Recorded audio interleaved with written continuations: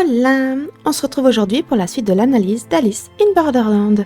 Si vous n'avez pas vu l'épisode 1, je vous conseille d'aller le voir avant. Aussi, pour faciliter la compréhension, je nommerai le personnage principal Alice pour les 3 œuvres, même si je sais qu'il se nomme Arisu dans la série Netflix. Je donnerai aussi les noms des personnages déjà connus, même s'ils ne se présentent qu'en fin d'épisode. Comme ça, ce sera plus facile à comprendre. Maintenant que c'est clair pour tout le monde, c'est parti pour le résumé de l'épisode 2. Le début est un petit peu différent déjà à partir de la série Netflix, où on voit Usagi regarder les lumières de Borderland alors qu'elle promet à son père de survivre. La vue passe ensuite sur Alice qui est en train de fouiller la ville et tente de voir s'il fonctionne ou non. Il retrouvera Shota, lui expliquera tout ce qui possède des puces électroniques et hors service, et ils se questionneront sur le fonctionnement du téléphone. Il ne devrait par logique ne plus fonctionner non plus. Pendant ce temps, Kagure et Shibuki font des courses et lorsqu'ils reviennent, ils discuteront tous ensemble de leur action lors de leur dernière journée. Shibuki expliquera être arrivée 3 jours avant eux et avoir déjà participé à une épreuve dont elle était la seule survivante. Ils émettent plusieurs hypothèses sur les raisons qui les a amenés ici, mais aussi le décalage de temps entre leur arrivée. Ils vont évoquer l'idée d'un bug temporel, d'un monde virtuel, etc. Mais la douleur de Shota mettra fin à la conversation. Et plus tard, lorsqu'ils ne seront que 2, Kagure proposera à Alice de refaire un jeu pour comprendre le fonctionnement de celui-ci, mais aussi avoir un avantage lorsque Shota devra participer à une épreuve. Et il évoque aussi la possibilité de peut-être pouvoir trouver un médecin sur place. Pour ce qui est du manga, on a droit à plusieurs flashbacks permettant d'en apprendre un peu plus sur les personnages. Le premier concernera Shibuki, où elle se demande si ça vaut vraiment la peine de vivre une vie pareille. Le suivant concernera Shota. Au cours d'une conversation entre ses parents, il comprend que son père se fait arnaquer et associera son intelligence à la sienne, supposant qu'il est forcé de vivre une vie où il sera destiné à suivre les autres. On aura aussi un flashback d'Alice où on verra son père valoriser son frère, tout en essayant d'effacer l'existence d'Alice.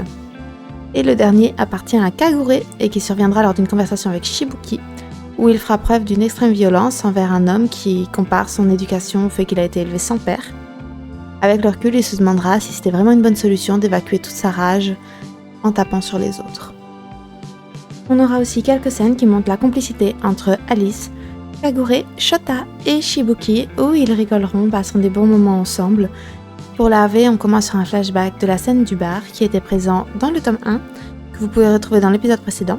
Cette scène parle en gros du complexe d'infériorité d'Alice face à son frère, mais aussi du projet de Kagure dans le futur. Ensuite, pour ce qui est du manga et l'OAV, ils se rejoignent car on voit une scène où Kagure cuisine les poissons qui ont été pêchés par Shota. Kagure explique qu'il devrait participer à un autre jeu dès ce soir. Alice ne sera pas enthousiaste vu qu'il reste des jours sur leur visa et Shibuki rappellera que Shota est blessé. Kagure argumentera et Shota finira par accepter, mais leur demandera tout de même de se joindre à eux lors de son épreuve à lui. Alors que Kagure allait le rassurer, Shibuki le coupe et lui dit qu'elle restera à ses côtés, car elle ne va pas le laisser seul dans une situation comme ça.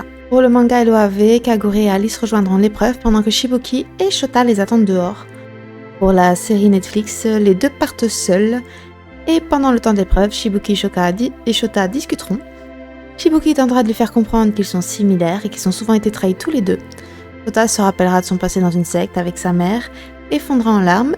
Shibuki le consolera et finalement, ils s'enverront en l'air pendant que leurs amis sont en train de risquer leur vie. Pour l'épreuve, l'énoncé est similaire. C'est un 5 de pique dans les 3 œuvres, et le principe est similaire dans les 3 aussi. Trouvez le camp du chat dans un temps imparti. Une bombe explose à la fin du timer, le terrain du jeu est délimité par des mines. Par contre, le temps est limité à 20 minutes dans la série Netflix, et on parlera d'un jeu du chat, alors que dans le manga et l'OAV, on parlera d'un cache-cache, et il sera limité à 30 minutes. Les personnages ont quelques différences aussi, on retrouve bien Alice, Kagure, Usagi et Shishiya. Par contre, Aguni n'est absolument pas présent dans l'OAV et le manga. Il y a aussi quelques différences pour les autres personnages, mais ce sera plus simple de les découvrir au fur et à mesure. Au début de la série Netflix, on a un jeune homme qui tente d'obtenir des informations, personne ne l'aide et Kagure dissuadera même Alice de lui venir en aide. Pour la suite, c'est le même personnage qui viendra à leur rencontre, Nitobe. Il leur donnera des explications sur l'épreuve, précisant qu'il n'est pas bon dans les épreuves de pique. Dans les 3 œuvres, Usagi s'étirera en entendant le style d'épreuve, et une scène en plus existe dans le manga rajoutant un peu de lore à l'épreuve, où l'un des joueurs parlera d'un fou qui se serait enfermé chez lui une vingtaine de jours, puis il serait sorti pour abattre une vingtaine de personnes. Une femme confirmera en disant qu'il est en prison à perpète ou en attente d'exécution. Ensuite, l'épreuve commence dans les 3 œuvres, tous les joueurs se dispersent, Nitobe accompagne Alice et Kagure, et Shiseiya montera au dernier étage. Dans la série Netflix, il sera rejoint pendant un court moment par Aguni et son coéquipier qui l'ignoreront, alors que dans le manga Eloave, il restera seul et observera les lieux en attendant la première victime pour obtenir le plus d'informations possible. Dans le manga Eloave, Nitobe proposera de surveiller la zone à 3 pour couvrir une plus large zone, pendant qu'Alice tentera d'analyser la structure du bâtiment, se questionnant sur le meilleur emplacement. L'épreuve commencera de manière similaire dans les 3 œuvres. Un son retentit, mais l'écho le rend impossible à localiser. Dans la série Netflix, la chose sortira non loin d'Usagi, qui était à l'étage 6. Elle l'esquivera en descendant d'un étage. Cette scène n'arrive pas dans les autres œuvres.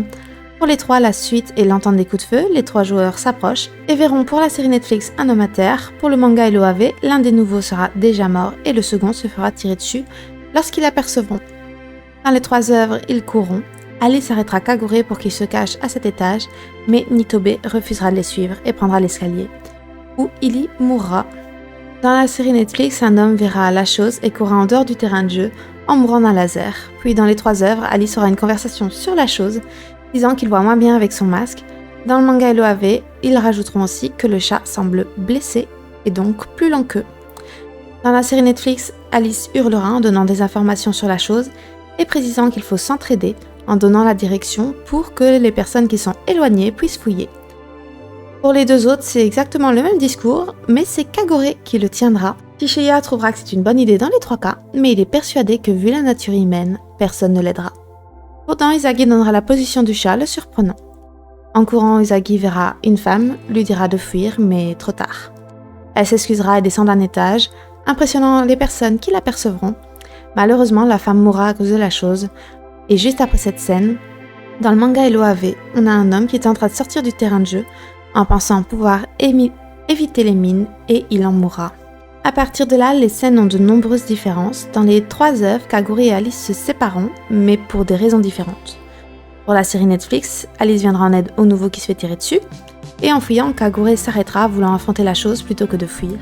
C'est là qu'Aguni arrive avec son acolyte pour expliquer les caractéristiques de la chose et qu'il proposera à Kagure de les rejoindre dans sa contre-attaque.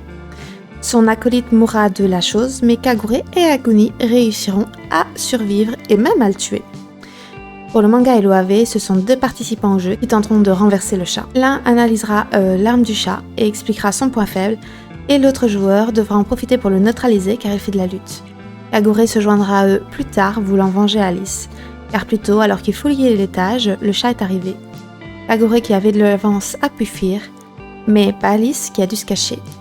Kagure, sans voulant d'avoir abandonné Alice sans savoir s'il est toujours en vie ou non, décidera de les rejoindre pour contre-attaquer. C'est à ce moment-là que beaucoup de balles seront tirées, et Shiseiya et Alice se diront tous les 2 que c'est une très mauvaise idée d'attaquer le chat, et c'est à ce moment-là que le chat tira sur les 2 joueurs avec une seconde arme, et seul Kagure réussira à s'échapper. Pendant ce temps, Alice réfléchira dans les 3 œuvres et pour essayer de comprendre comment fonctionne la chose et où peut se trouver le camp, et il y arrivera en comprenant que des tirs de sommation ont été faits à un certain endroit, sauf que la déduction est un petit peu différente dans les 3 œuvres. C'est quand il aura vu Alice comprendre ça que Shiseiya se mettra en route. Et pour ce qui est de la série Netflix, il le retrouvera d'ailleurs devant la porte du camp. Ils devront affronter une seconde chose qui est cachée dans le camp, alors que dans l'OAV, le chat qui est seul restera à la porte du camp et c'est Kagure qui le distraira. Il mettra sa vie en jeu et survivra grâce à Shiseiya qui tire sur le chat sans pour autant l'abattre. Ensuite, dans les 3 œuvres, Alice rentre dans le camp, remarque qu'il y a 2 boutons, appelle à l'aide et c'est Usagi qui arrive à temps et lui permet d'appuyer sur le bouton à 1 seconde de la fin. Le collier de la chose explosera, mettant fin au jeu. Pour la série Netflix, Kagure sera attiré par le son d'un talkie-walkie qui l'intriguera, permettant à Aguni de filer et le mettant sur une piste pour la suite de l'aventure. Pour le AV, il se termine sur une scène où tout le monde se retrouve dans la joie. Et pour ce qui est du manga, Kagure et Shiseiya auront une conversation. Shiseiya lui fera comprendre qu'il a sauvé et qu'il lui est redevable. Et il essayera aussi de lui faire comprendre comment fonctionne ce monde, car c'est grâce à ça qu'il pourra lui être utile. Il mettra d'ailleurs sur une piste qu'il devra suivre. Du côté d'Alice et Usagi, il lui proposera de se joindre à eux pour faire le reste des jeux. et elle refusera, ne voulant ni s'attacher ni prendre le risque de devoir les tuer dans d'autres épreuves. Alice rejoindra Kagure et sortira fêter sa victoire avec Shota et Shibuki. Et on a droit à une petite scène de fin où Shiseiya s'approche du chat et comprend qu'il est aussi un participant du jeu, mais avec une mission différente de la leur. Il lui prendra ses cartes et se désolera de n'avoir pu trouver que 6 cartes alors que 8 participants sont morts. Et c'est comme ça que se termine l'épisode 2 d'Alice in Borderland. Bon, on arrive dans la partie un peu plus analyse. Personnellement, même si je préfère clairement l'épisode 2 au premier pour la série Netflix, le manga est toujours bien meilleur de mon point de vue. Pour ce qui est de l'OAV, il y a peu de choses à dire. C'est le manga réduit en temps, mais dans l'ensemble, il reste cohérent.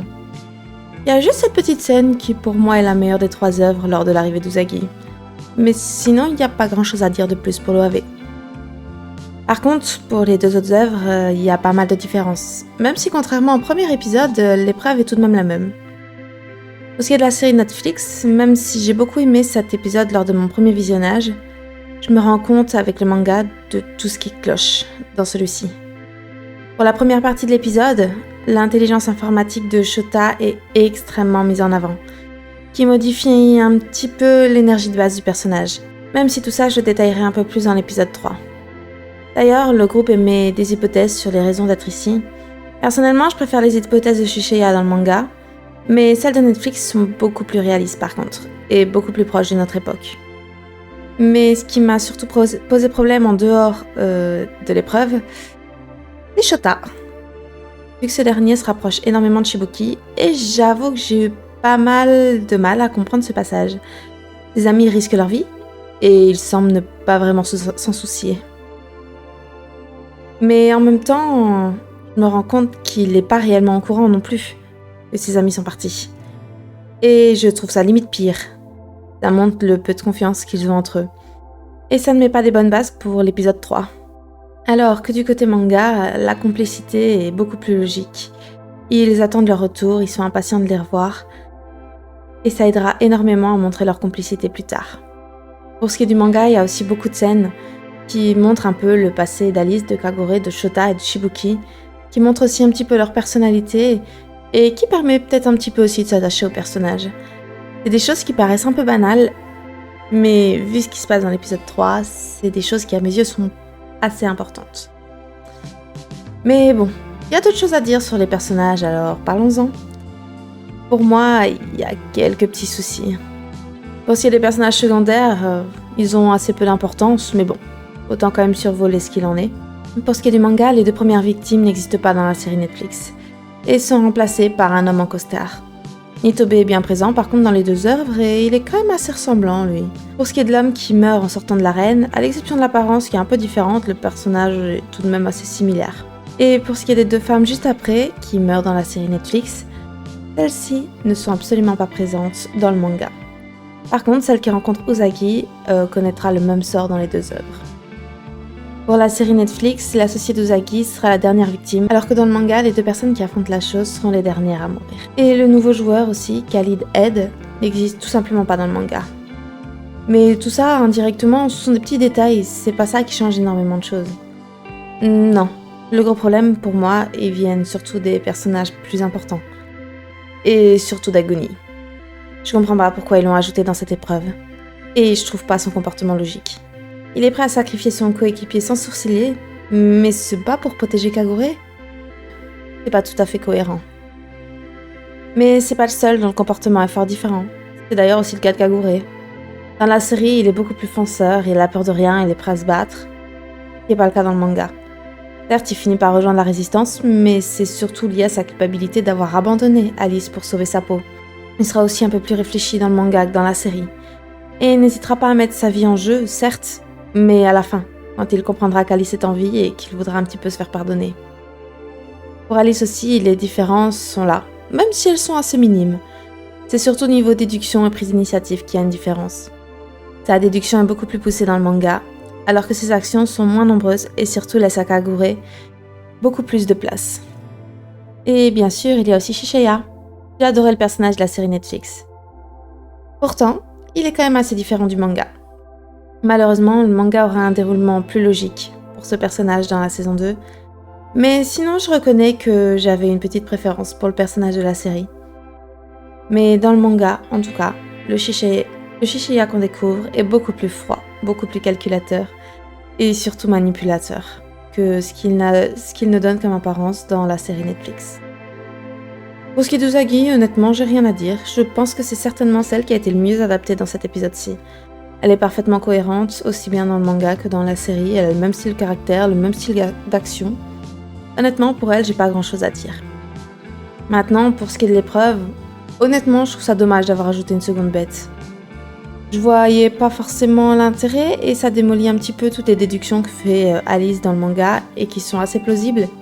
Et surtout qui montrent un petit peu que le personnage est assez intelligent, assez réfléchi. Maintenant, en dehors de ça, les épreuves étant fort similaires, j'ai pas forcément grand chose à dire. Ça reste plutôt cohérent. Donc voilà ce qu'il en est pour l'analyse de l'épisode 2 d'Alice in Borderland. Pour ce qui est de l'épisode 3, ce sera peut-être un peu plus compliqué, vu qu'on parlera certainement beaucoup plus des personnages. Mais si vous êtes toujours là, on se retrouvera pour l'épisode 3.